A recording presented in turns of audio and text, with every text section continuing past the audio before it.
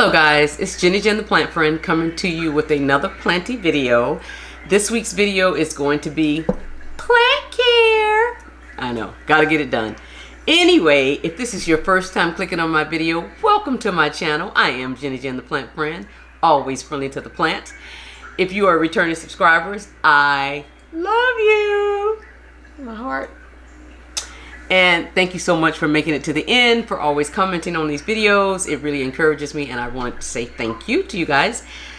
But yeah, so this week, I know I said I was going to do like 4, so I may do 2, part 1 and part 2. It just depends, because I have quite a few things to get done. So why don't we just get started with this video? So the first thing is my philodendron. Now some people call it Bietier or Bilite or but this guy, and she's been doing pretty good, all things considering. But yeah, we got to do something about all of this business going on down here with the roots and everything. So I have a pot. I think this is her pot. Yes, for her, and she's in Leca, and she's going to remain in Leca. So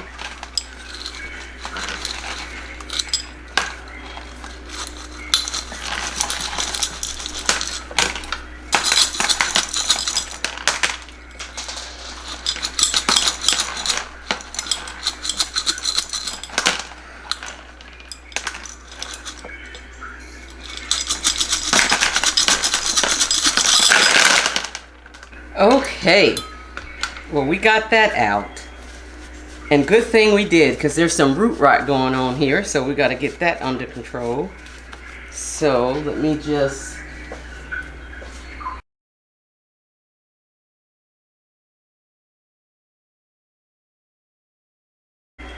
okay guys, so I took it to the sink and sprayed it down really good, cleaned up the roots, got all the dead roots out, sprayed it down with some hydrogen peroxide just to make sure we killed any root rot that may be in there.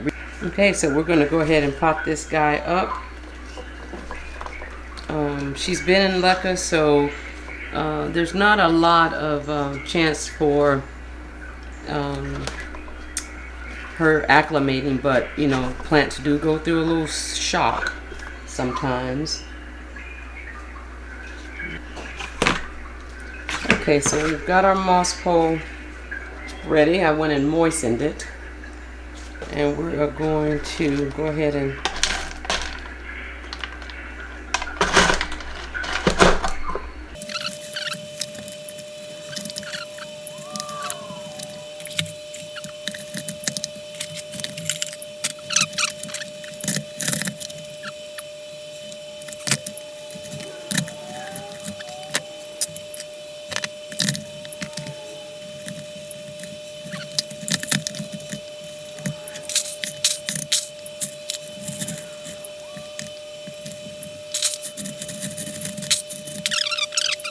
okay, so the next one is my Hoya Incredessa Eclipse. Got this guy in August of last year. It was a little bitty cute thing, and she's been in the IKEA greenhouse cabinet, and she is screaming for an up pot. So let's just see. The roots are, she's dry as the dickens, but I watered her, and then I set her over here to be taken care of, and I think she's dried out since. But anyway, so I'm going to put her in this pot with this outer pot, and I am going to do left at the bottom, because you know that's our new thing.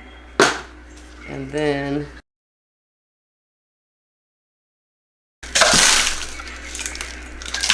happens every time. Okay, so we got her out of there, and of course it's like a Lecapon mix here, and I'm gonna water this guy right away because she's so dry.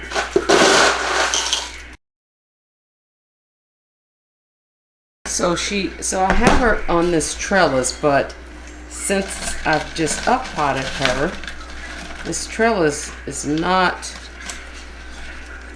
She was much smaller when I put her on this trellis, and she's since pushed out a bunch of new leaves, and so this little trellis doesn't work anymore. It's cute, but it doesn't work. So let's just see how she's growing. Now that we have her off that trellis, maybe we could just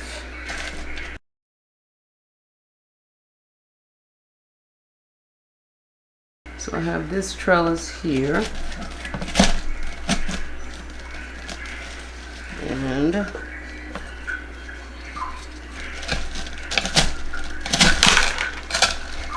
we go. Looks like she's more stable. And then I just need to use these little clips to kind of secure other places.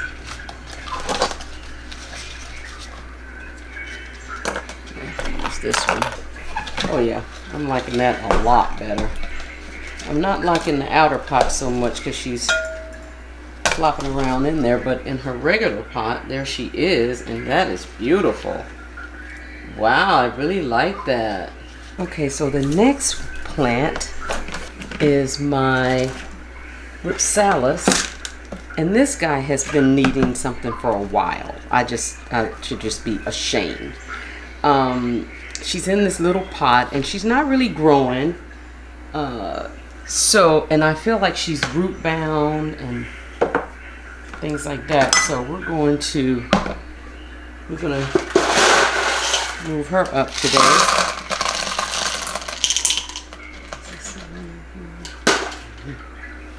And so we're gonna do the Lecapon mix situation.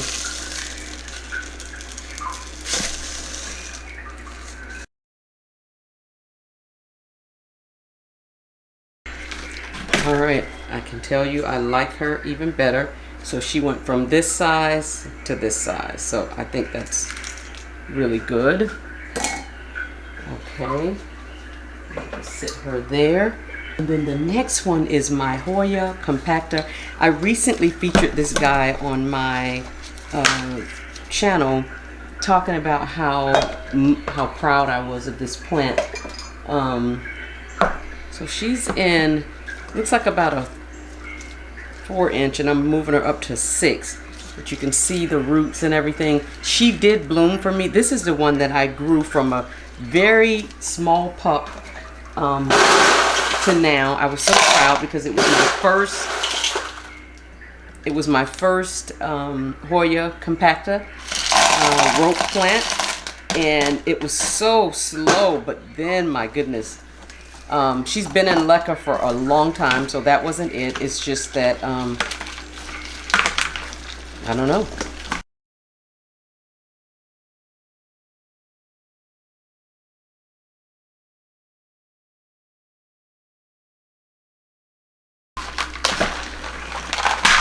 Whoa. Yeah, I'd say she's root bound. Wow. Okay.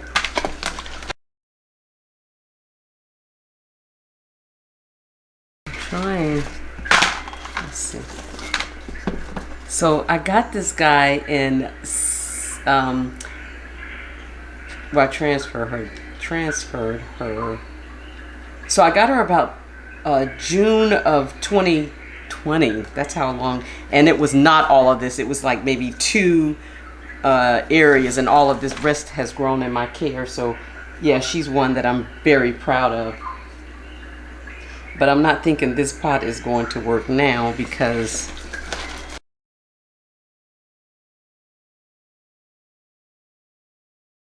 all right, well, that's her.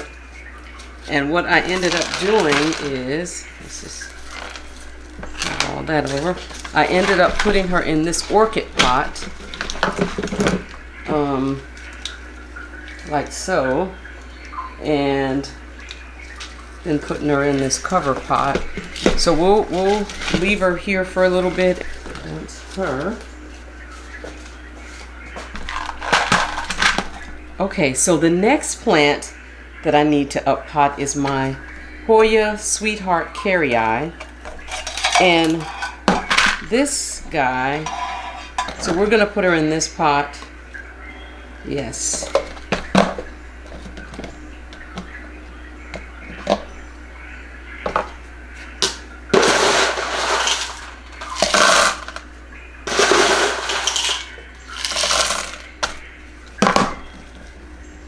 And this is the one that was the single leaf that we've been told that it wouldn't grow. We were told that, you know, eventually they just die off unless somehow they ended up with a node. Apparently this one did, because this is the original leaf with the white dot on it. I'll always remember that from that dot. Don't know what that's about. But then she put out 3 new leaves. She put out this smaller one, and then she's putting out more. So she's kind of special to me because she wasn't supposed to do what she's doing, and I always like when that happens. Oh no, again with the pot situation.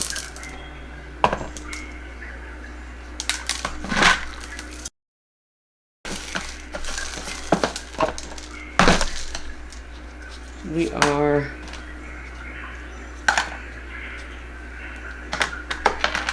probably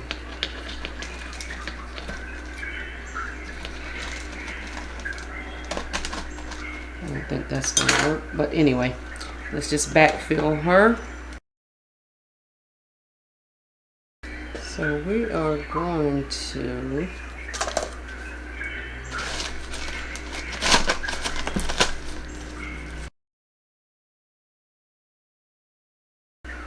all right, so that's her.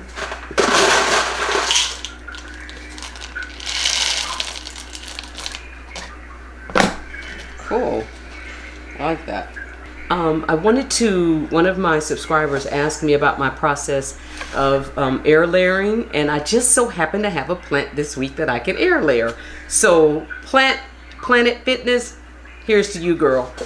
So I'm gonna pull this over because I need to drop the plant down a little bit and I need it to rest on something. So what I typically do, now there's several ways that you can air layer, but what I do is I find, well, typically philodendrons where they have the area root or the advantageous roots along the plant. And I just sort of look at the plant, and depending on whether or not it's losing leaves at the bottom, or or maybe I just want to cut it back some because it's getting too tall. It really just depends. But in this case, it's a combination.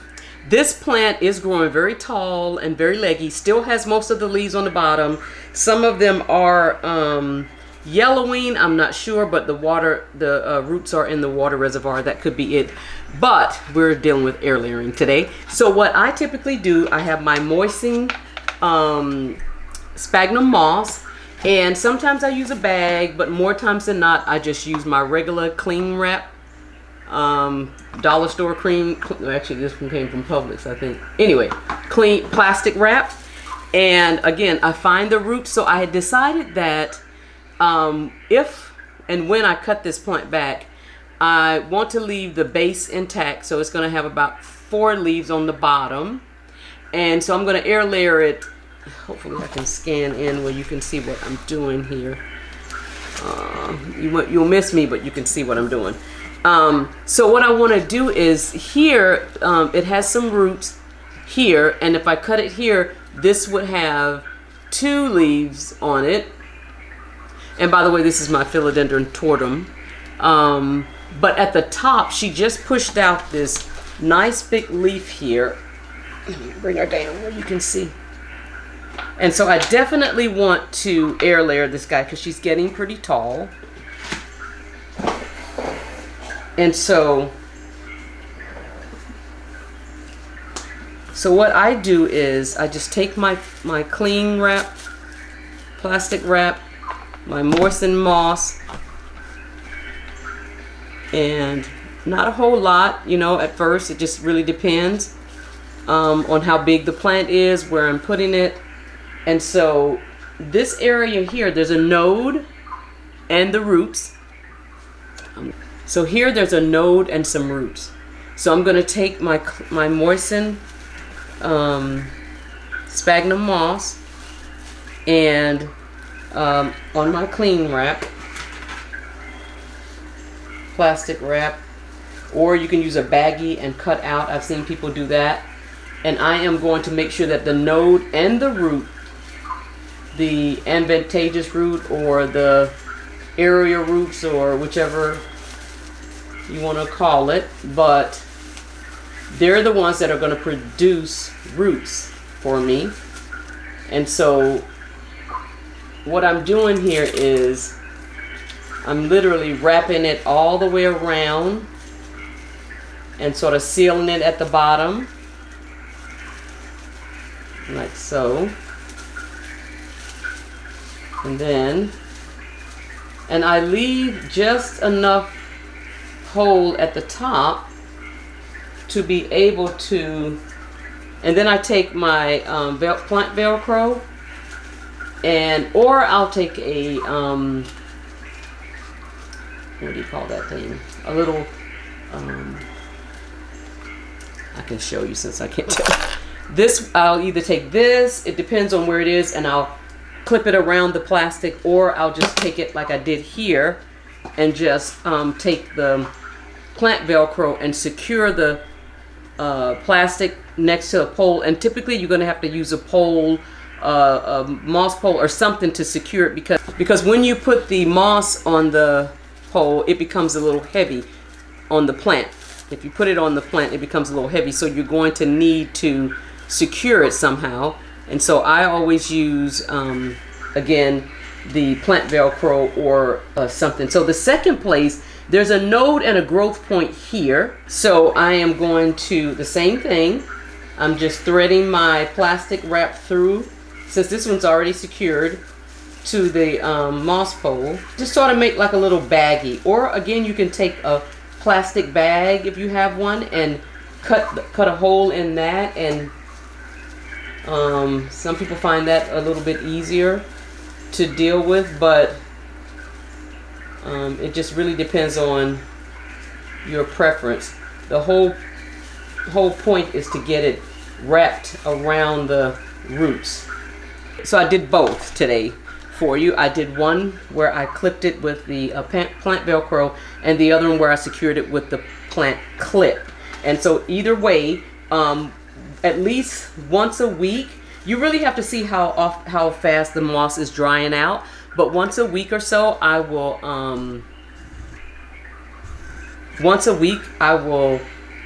water it. I'd have a little watering bottle, and I just kind of squirt water to keep the moss moistened. And so yeah, but that's what I do when I am air layering. I hope this was helpful.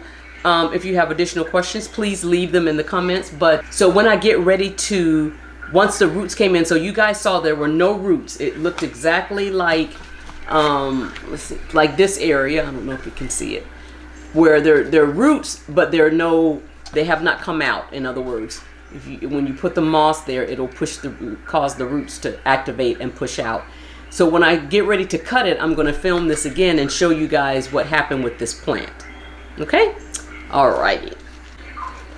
Okay, and last but certainly not least, we're going to up-pot this ring of fire that I was converting from soil to leca, and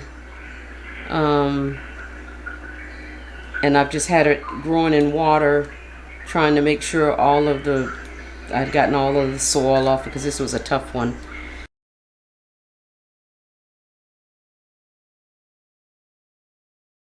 Okay, that's her situation. She's in this self-watering pot.